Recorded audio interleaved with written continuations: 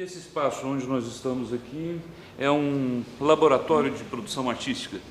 Esse espaço, ele é um espaço que está do lado aqui da sala de exposições, da galeria do museu, e ele é um espaço que normalmente a gente traz o público visitante para depois ou antes da visita fazer alguma produção, né, que esteja relacionada ao que ele viu no espaço da galeria. Ele é utilizado, né, eu utilizo ele geralmente com os estagiários aqui do museu que atendem escolas, que visitam o museu e trabalham exatamente com essa aproximação, né, da arte contemporânea, que às vezes é muito hermética, difícil de ser compreendida num primeiro momento por um público leigo. Então eles fazem essa mediação com o público que visita e às vezes traz aqui para a oficina para fazer alguma produção. Eu acho que é um trabalho que é importante para poder criar esse vínculo mesmo, né, entre essa arte exposta e esses públicos. Como eles viajam, eles estão... Eles te acompanham na estrada? Então às vezes molham, eu tomo chuva, mas são cadernos que eu faço essas anotações. E às vezes assim, anotação de algum espetáculo que eu gosto, às vezes anotação de sonho. Eu vou fazendo diferentes tipos e esses registros, às vezes dá para ver bem claramente a conexão. Esse aí, tá vendo? Ele acabou molhando. Que deu uma arte também interessante, né? Mas eles são a primeira impressão mesmo. Dizem que o pintor não erra o traço, ele no máximo muda de caminho, né? Não, mas realmente eu não tenho esse preciosismo, né? Me falta esse preciosismo. Talvez eu tivesse mais com a gravura, que são aqueles que estão na sala, né? Aí você precisa ter um controle técnico muito grande mesmo. Agora, pintura, desenho, pintura principalmente, é uma coisa que você vai e volta muitas vezes, né? Se não gostou, você passa uma tinta branca, apaga tudo, faz de novo, experimenta, né? Eu trouxe essa publicação mais recente, né, praticamente desenvolvida nos últimos 3 anos, né? Esse é um livro que quando eu comecei eu estava produzindo antes de ingressar na UFO, né? E ele é um livro voltado para ensino fundamental. E agora, inclusive, eu tô reescrevendo ele, porque eles fizeram algumas avaliações de mercado, vendo quais eram as dificuldades dos professores, né, em lidar. Mas é um material que eu tenho assim, um certo apreço, assim, xodó, porque ele levou muito tempo para ser desenvolvido. Esse é o material do professor, né, que tem um livro do aluno dentro. E eu tive que fazer uma pesquisa muito grande de artistas, né, porque eu tanto selecionava, né, as obras que foram aqui incluídas, né. Depois esse trabalho foi feito em parceria, né, com a Rosa Avelberg e com o Tarcísio também. Mas assim, tinha todo esse trabalho de seleção, né.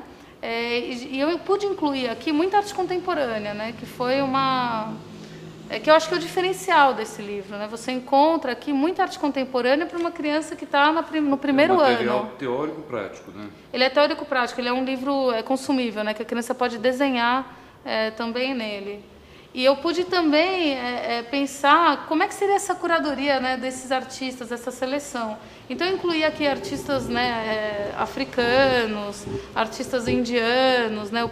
Eu procurei, né, contemplar essa produção mais diversificada da arte, né, que tem uma relação com a minha pesquisa. Então, eu acho que ficou um material bem interessante, né, e que agora a gente está reformulando, né. Eu estou nesse trabalho atual de reformulação, porque alguns professores têm dificuldade, reclamaram que tem muito texto, então a tendência é que saia um pouco dos textos, dos livros. E eles também reclamaram um pouco dessa dificuldade de lidar com a arte contemporânea. Mas isso a gente está vendo como é que a gente pode oferecer apoios para esse professor trabalhar com esse material.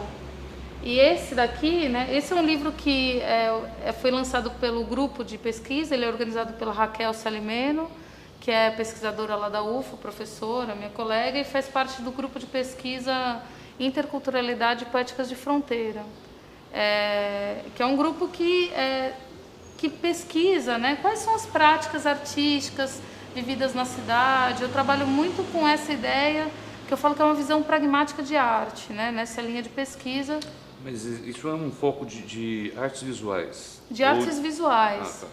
Mas é claro que ele acaba tendo uma relação com a sociologia da arte, até mesmo com a antropologia.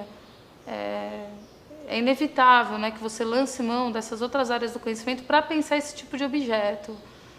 Por exemplo, quando eu penso aqui nesse livro, eu escrevo um artigo sobre as placas de Uberlândia, que são feitas à mão, que a gente ainda encontra aqui, né? Como é que tem também um pensamento visual, né, por trás dessas imagens? O que você chama de placas são as placas de anúncio, são as placas de sinalização? O que são essas placas? Você tem desde aquela corta-se árvores, né, até essas são feitas, você tem muito vendo suquinho, né? tem uma coleção, né? Eu tive um aluno que pesquisou, né? Ele fez um acervo enorme só dessas placas feitas à mão, assim, aqui na cidade. E que para mim, eu acho que eu fiquei espantada, eu fiquei interessada nisso, porque em São Paulo essas placas foram cada vez mais sendo substituídas por plotters, né? E aqui você ainda encontra muito, né? Às vezes letreiros que são pintados pelo próprio dono do estabelecimento, né? Ele vende pamonha e ele escreve lá, ele faz o letreiro, ele desenha uma pamonhinha do lado, né? E eu acho que tem toda uma organização visual que é muito interessante, né? Que é de concepção doméstica, praticamente. Eu me interesso por esse tipo de produção, ou até esses monumentos, eu chamo de monumentos urbanos, que são, você tem na Rondon um cachorrão, você tem aqui naquela rua do mercado, você tem um boi, um cavalo, né? Que são espécies, que são feitos animais quase em tamanho real, feitos de fibra. E, enfim, eu chamo de monoguito, todo mundo conhece, né? Todo mundo usa como referência, né? Quer dizer, são imagens que as pessoas acabam se relacionando com elas muito mais do que se você colocar uma escultura no meio da praça, né? De que forma você acha que a arte ajuda o ser humano a entender o seu mundo e a viver melhor? Eu acho que, pensando mais especificamente nas artes visuais, né? Eu acho que ela está hoje, né? Você pensar esse tipo de imagem, né, produzida por artistas, auxilia muito você a pensar outras imagens, né? E o mundo hoje ele está muito visual, né? Quer dizer, se você olha, né, um pouco como é que funciona a internet, você vai ver que ela é muito visual. Se você anda pelas ruas, você vê que a visualidade ela está muito presente, né, no cotidiano das pessoas. Então eu acho que a arte, eu até trabalho muito com uma concepção que é de cultura visual, muito mais do que de arte, né? E que eu acho que hoje está muito relacionado. Então você pode pensar desde a vestimenta das pessoas, você pode pensar a arquitetura. Eu acho que pensando a arte, pensando as imagens, você acaba se alfabetizando para ler esse mundo de hoje, que é um mundo totalmente, né? Eu acho que é uma espécie de alfabetização mesmo. As pessoas falam muito em alfabetização relacionada ao letramento, né?